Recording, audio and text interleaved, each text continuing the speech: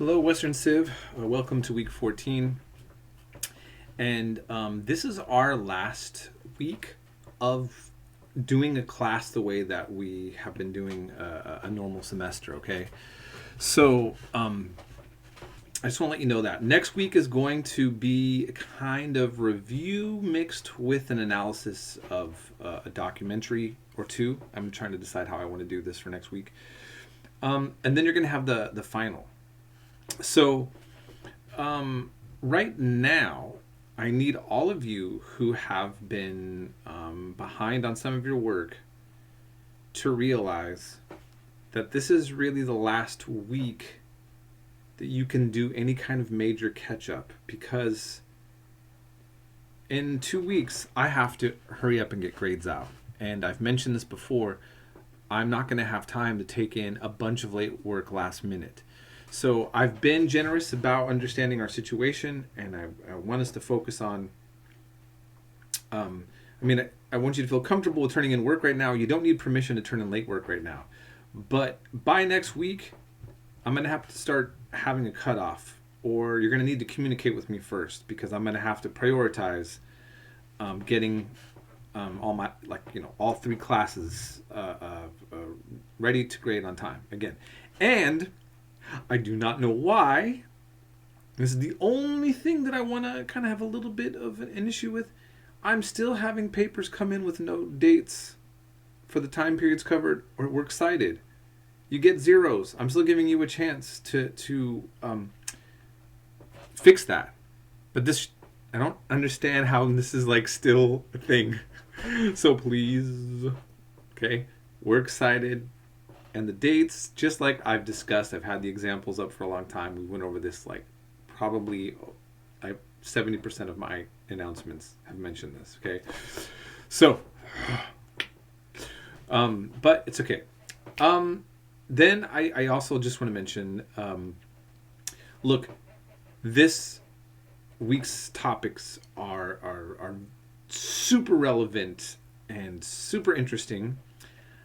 I often cover them as I go into Western Civ 105, because the Reformation is a place that you can kind of stop on or start on. I like to make sure that nobody takes a Western Civ class from me where they don't get a coverage of the Protestant Reformation. Because ultimately, as Americans, everything that the United States has built upon, and the whole colonization process, and many of the cultural sets of issues that we have dealt with here are in many ways a byproduct of this European drama that took place. Okay? And so that's really important. I want you to think about, George Washington, I believe that when he was leading the Continental, the revolutionaries, he made a ban on any anti-Catholic holidays to be celebrated, because he didn't want there to be religious division within the troops. Because that was the thing. There was a huge anti-Catholic sentiment within a good chunk of the Protestant tradition here in the United States, which is why Irish Catholics were treated so bad for being Catholic. Keep in mind that President Kennedy was the first non-Protestant to get elected. So we think of Barack Obama being a historically significant election, and that he was the first non-white man to get elected. But Kennedy was the first non-Protestant.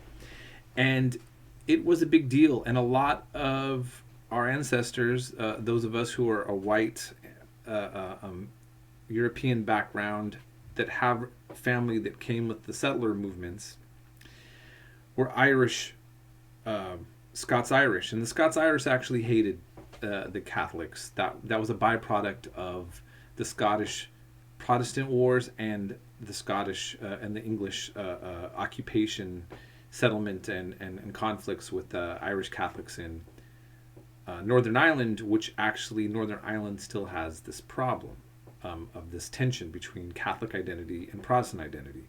So there's some residual effects still from these time periods left, in the world.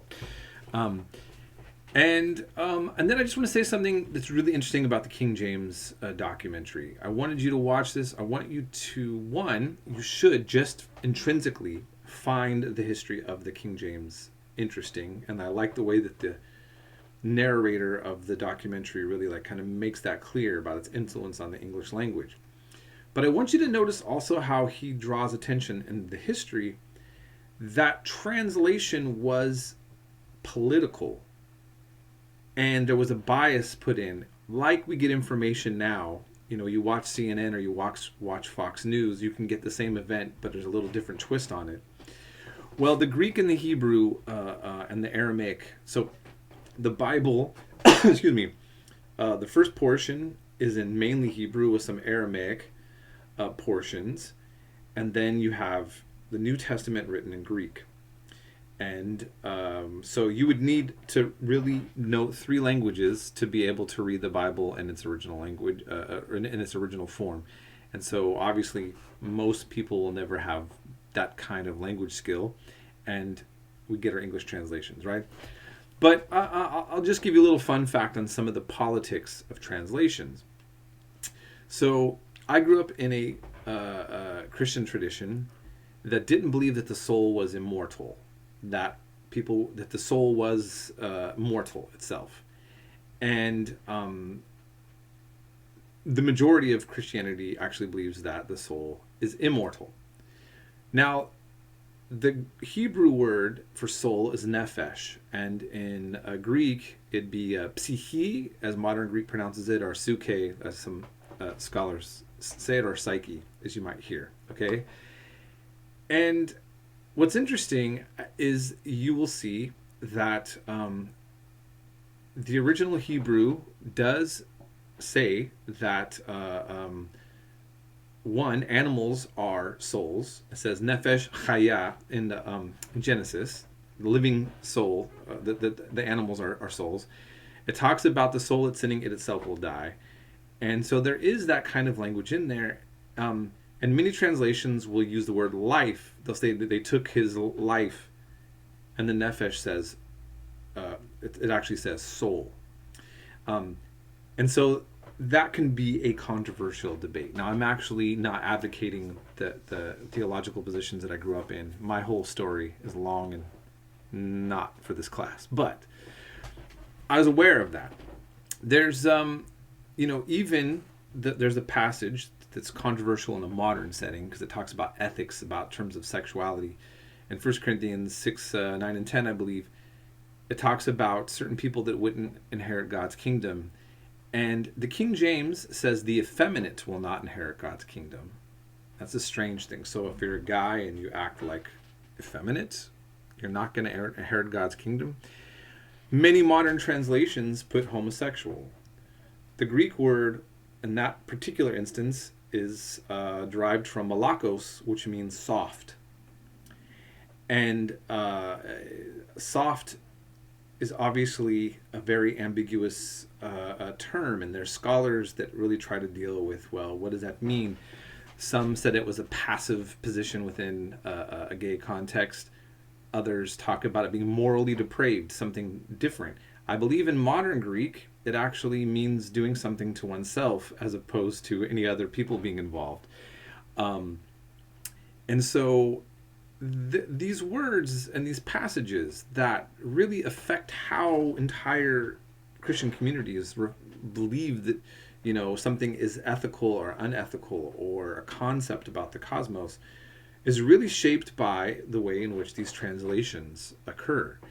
And, it's just like any kind of debates in the world. You can get a lot of scholars. You can bring the scholars into the room and find that all these people with PhDs that are fluent in all these languages can really kind of tell you many different things.